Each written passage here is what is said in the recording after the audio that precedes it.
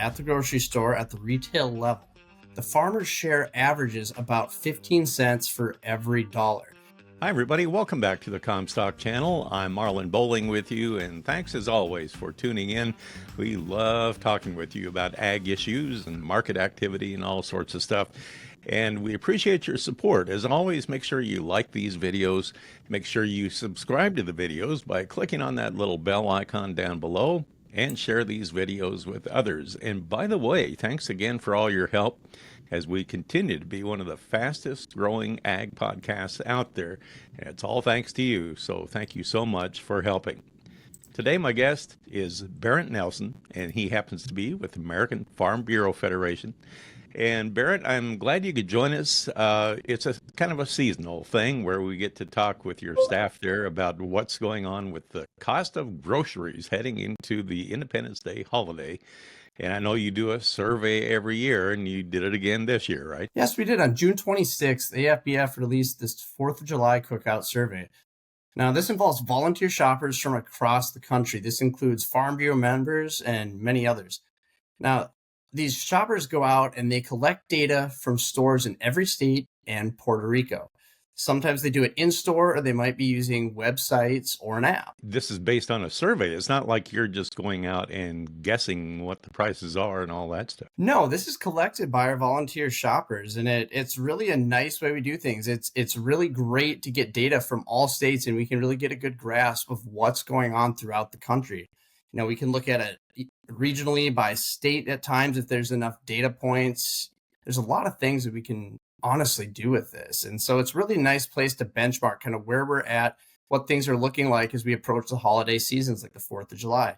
We also do another survey as we get closer to Thanksgiving that showcases items like turkey and stuffing, cranberry sauce, all the good old fixins that you get at your holiday table. So now that I'm hungry, thanks for doing that. Let's talk about the history of this report. How long have the folks at AFBF been putting this report out? Do you know? So we've been putting this out since 2013, and this market basket survey really does a nice job at collecting data for a set basket of goods. It's the same items throughout the country, and so those shoppers are able to go out and take a look and see what they've got. So if you can, let's go through and take these items in your basket, and maybe you can explain what the price trends have been. I'm guessing everything is higher. According to our shoppers, the average cost of a summer cookout meal for 10 people is $71.22. Now, this comes out to about $7.12 a person. This is a record high price for our survey. It's 5% higher than last year, and kind of the more shocking number here is it's 30% higher than just 5 years ago. These higher prices at the grocery store reflect a number of challenges facing both America's farmers and America's families. I think the biggest factor that we look at with this is evaluating, the effects of inflation. We've had some reports out, recently, and, the June BLS reports that come out where we look at our consumer price index, and it looks like inflation is slowing. But I think what we have to remember about this is that just means that the rate of growth is slowing. The rate of increase in price is slowing.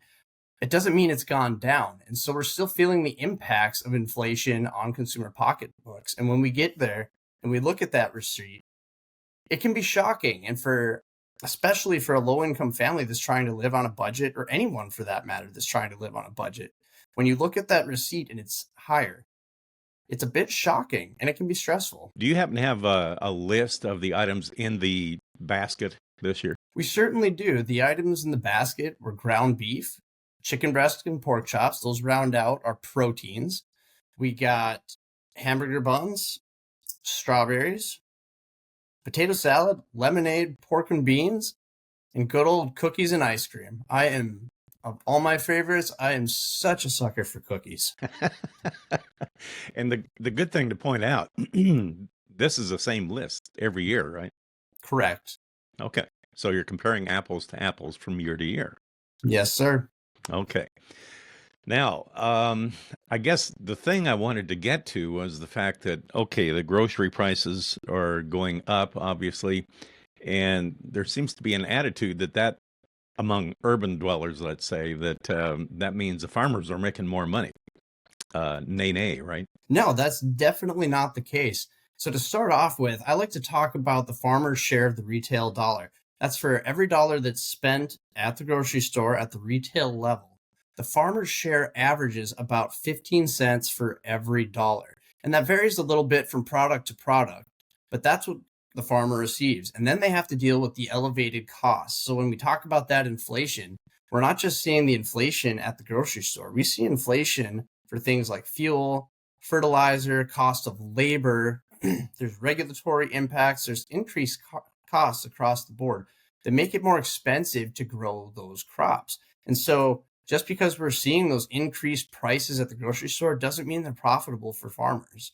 And as we take a look at the past several years at what's happened, we can demonstrate that the break evens on the farm level are not keeping up with the increased costs. There's still so many obstacles and so many struggles involved with this. And I know we've hit this a lot as Farm Bureau, but that farm bill, that's why that's so important, because it provides the crop insurance, the risk management tools that keep our farmers in business. If we don't keep our farmers in business, we don't eat. It's that simple. We have to keep our farmers in business. Putting that kind of more in a global context, if we look at the percentage of income that our American citizens spend on food, we spend the lowest amount of our income on food than any country in the world. And the Farm Bill is one of those reasons that it stays that way. The fact that we can offer those insurance products, the fact that we can show those risk management programs for when times get tough. We're not making money on crop insurance. It's designed to keep our heads above water during the worst of times. And when you have things, that happen, those natural disasters, we can look at the flooding in the Midwest, for example, what's happening there. That's what those products are for. They're literally designed to keep your head above water in those circumstances. And if you're a grain farmer across the U.S., look at what the market has done, the commodity trade in the last month and a half. I mean, wheat has dropped, what, $1.70 or something like that. I mean, it's much worse than it was a month ago, probably, when you put the survey together. It certainly is. And I watched these prices, and we've been red now every day this week, when we work our way down the list on futures. And when that happens, it not only causes problems with the lower price, but it also causes problems with marketability of a crop. There's a lot of guys that are still sitting on old crop soybeans here.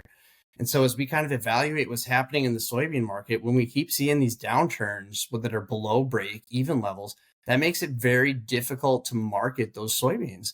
And you can say the same for wheat and corn, because they've all been down as well. When I was looking at, we talked about price increases, it's just a couple of years ago when we were looking at an average price for corn of $6.54 a couple of years ago. Now we're hitting down to that 440 mark. And when we look at what it takes to break even in corn, I don't know what every operations break even is, but if we're under $5 in corn, it is really hard to make money no matter what you do to manage those input costs. And so anything below $5, and we're still headed downward. So there's a lot of things that happen that are obstacles in the way of farmers. The cattle markets are the same way, except we've got high prices in cattle right now, which is a really good thing because it helps sustain what we have going right now. The farmers in the cattle industry have so many obstacles in front of them right now. This decline in inventory is a result of so many years of drought. We had 3 back-to-back years of La Nina-induced drought. We liquidated our females. That's the driving engine that allows us to put beef on the table for the 4th of July survey. That's what allows it to happen. And when we don't have that driving engine to replace the cattle herd, that's what we see happen. We have tighter beef supplies. And think about this for a moment. If your break evens are this high, the average age of a farmer is 58.1 years old, up from 57.5 years old. The average age of the farmer is going up. If you're in a circumstance where you see a price opportunity and you're faced with the obstacles of natural disasters, with increased supply costs, and you have to decide whether to expand your operation on expensive cattle or get out of the business or reduce your herd, the business decision is pretty clear. And when we look at the next generation, the obstacles to expansion, we look at financially, interest rates are 8.5% on an operating note, or if I'm going to take out a loan to buy cattle, even if it's 10 head, those cattle, 10 head of cattle costing close to $3,000 a piece, plus the 8.5 interest rate, that's really hard for a new and beginning farmer to enter that market. And that doesn't include thinking about land. So when you look at that, the business choices are really difficult right now. And so a lot of people are having to make those decisions whether to stay in it or not. And that's resulting in tighter cattle supplies and higher beef prices. And we're approaching record levels right now. We're not quite there yet. But our 4th of July survey really showcases that when you see one of the greatest increases in our prices was ground beef. And that was up 11% year over year. And if we look at the cutout value, and we take a look at box beef at choice beef, we're at that 323 per quarter weight level. And that is just shy of the record 335 mark that we set, just a few years ago. And so we're approaching those record beef levels. The good news there is demand is still pretty strong. Even on the foreign side of things, we're seeing a little bit of pickup come back in beef from Japan and South Korea. That is a positive sign. But the question is, with these inflation rates and these higher prices, how long can consumer demand sustain this? Because we're starting to feel it. All of us are starting to feel that at the grocery store. So if the rancher and the feedlot owner aren't getting the money, who's getting it? And that's where that share of the retail dollar comes in. You look at the farmer, about that 15%. You look at the retailer, who has just a slightly bigger share. But then you have the middleman, who has access to both sides of that market. And that's where we look at the packing industry. And they are, they're having to pay up for cattle now. I'm going to give them credit where credit is due, because they are paying up for cattle right now. I saw 93 cash, or 193 cash paid out yesterday. That's a big number for cash and cattle. But they're still making a lot of money on this because the cutout is so strong, because the packer buys from the farmer, he sells to the retailer. And so he's making that money, that margin, from both sides of the market.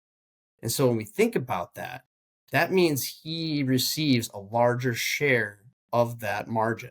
Well, let's explain to our audience that may not be from the farm. The last government cattle on feed report showed that placements were way higher than expected. And to me, that tells me you have more of them going into the feedlot channels, fewer being held back for breeding. You only get one calf crop a year.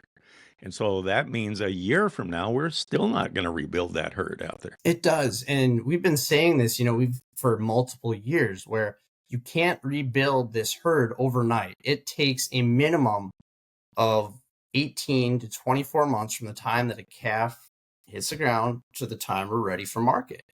So that time it takes, when we're still going through this contraction, this leads us to what's called the cattle cycle. And that's a really good way to explain this, because that's the expansion and contraction of the cattle inventory in response to farmer perceived profitability. This typically comes in around 10-year cycles. Now we're heading through year 6 of a contraction phase, and we're not, the earliest that we're going to be able to expand again would be next year, based on this year's calf crop. And coming out of that drought, we've still been putting a lot of cattle on feed. That was a real anomaly this year, when we had such a tight cattle inventory, but yet our placements on feed are so high. We look at our 11.6 million number on feed. That's a big number for cattle on feed. And for packers to still be chasing those, trying to buy those animals this time of year, that's not a common thing. They've been able to expand the cattle on feed during a time where we have an unbelievably low cattle inventory. And so they've been able to control that amount of production so that they're not marketing too many. They still have a supply of cattle for beef. And in this case, it can help stimulate consumer demand. But when those cattle dry up, there's no more beef calves to replace them, because we place so many females on feed. And here's the next thing. When farmers decide to try to expand again, that means they've got to withhold cattle from feed placement. So that means we're taking even more out of the beef supply chain. And so we're going to see a bigger reduction yet, and that's going to keep driving record beef prices higher. And my biggest, concern with this is global market share. If we lose global market share, it's such a hard thing to get back. And it takes years and years to do that. So right now, these obstacles to these farmers, when we follow this all the way back to the obstacles, this is why it's so important to get that farm bill done. And we talked about it, but when Congress gets back to office, we get through the 4th of July. That's why it is so important for them to buckle down and get the job done. We need a farm bill this year to help support these guys, or we're going to continue to see numbers contract and we're going to see prices drive higher, which has a huge impact on our affordable food supply. I think back to my young days in farming when I first got into it. And we're talking, you're a young guy, but we're talking many, many moons ago. And gosh, I think back on the operating notes that we used to have to get.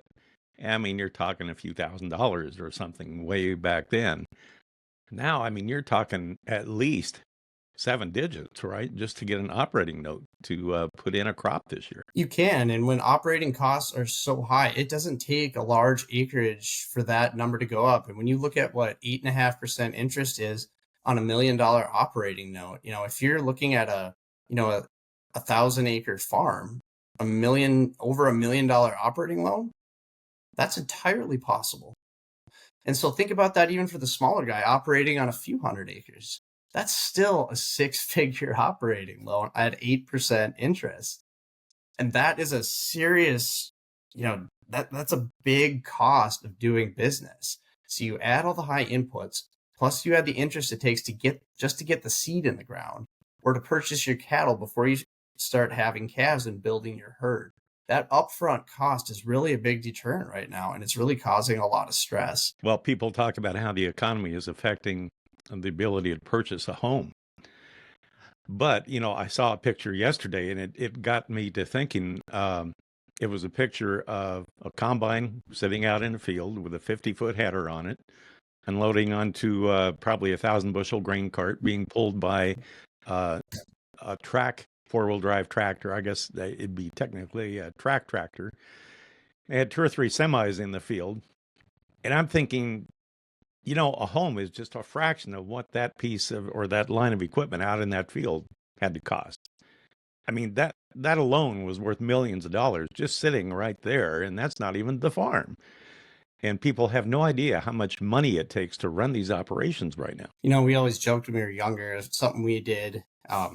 Everybody goes to prom and they take their fancy cars to prom. Well, where I grew up in my hometown, we took tractors because the tractors were the fancier route to go. But that kind of proves a point in a way when you think about it, because the amount of equipment it takes, if you put a combine, a grain cart hooked up to that tractor, plus the trucks it takes to keep up with it, there's your $1 million in equipment right there. And, sometimes you can do well. Companies do a lot of hard work in trying to keep their interest rates and promotional rates at a helpful level, but that's not always accessible in times like these. We had it pretty good there for a while. Our interest rates were so low. Before I moved the last time, we had a mortgage that was locked in at around 2.3, 2.5% interest. Man, that was nice. And when you look at the jumps to where we're at today, the stress of buying a home is not so different than the stress of buying equipment at that same interest rate. The payments are in similar format. It makes it a stressful time. And when you rely on, farmers don't always have cash on hand for this. And so from a financial standpoint, every time that you renew an operating note, or you kind of, you do a new closing, you refinance, you lose one more of those financial options that you have to help sustain your farm. And it's becoming increasingly challenging to continue down that path without taking out some of the, those expensive loans and relying on some credit. And as we continue down this road, inflation's done its thing. It's here. The stress is in place. The question is, will liquidity continue? We've done pretty good on liquidity, but will that continue? How long is that sustainable for? So So many moving parts. So I think it's important for my audience to know, Barron, that you know what you're talking about because you are a farm kid yourself from the Northern Plains, correct? That is correct. And that is my favorite part about what I do is that I get to serve my family and friends and the like-minded agriculturists that are from home. It is truly an honor to be able to do those things and have an impact in Washington in that way. That's what I care about. I love the way I grew up. It was magnificent growing up on the farm, and I want others to be able to experience those same things that I did. And so that's why I care about what I do. But my family farm is fully operational. It's in southeastern North Dakota. Where we have our row crop side and we also have our livestock side. And my dad and my brother are the key operators to it. And I look forward to the days when I get to go back and have that stake in the farm as well. For now, I'm content serving them here in Washington, and it is nothing short of a pleasure to do it. Well, and the ag community is lucky to have you as a spokesman for us in Washington working with AFBF, and we appreciate everything you do. Thanks for sharing some time with us and explaining what the cost of all the grocery items are this year and how everything is relative. I appreciate that, and Barrett, all the best to you. Happy holiday. Thank you so much, Marlin. I appreciate your time as well, and you have a good one too. Bernt Nelson with us from AFBF. And that will do it for this episode. Thanks again for joining us for producer Brianne Hendrickson. I'm Marlin Bohling. We'll catch you next time right here on the Comstock channel. Thanks for joining us on our Comstock YouTube channel. Don't forget you can also find us on Facebook and TikTok as well. Futures trading involves risk. The risk of loss in trading futures and or options is substantial, and each investor and or trader must consider whether this is a suitable investment. Past performance is not indicative of future results.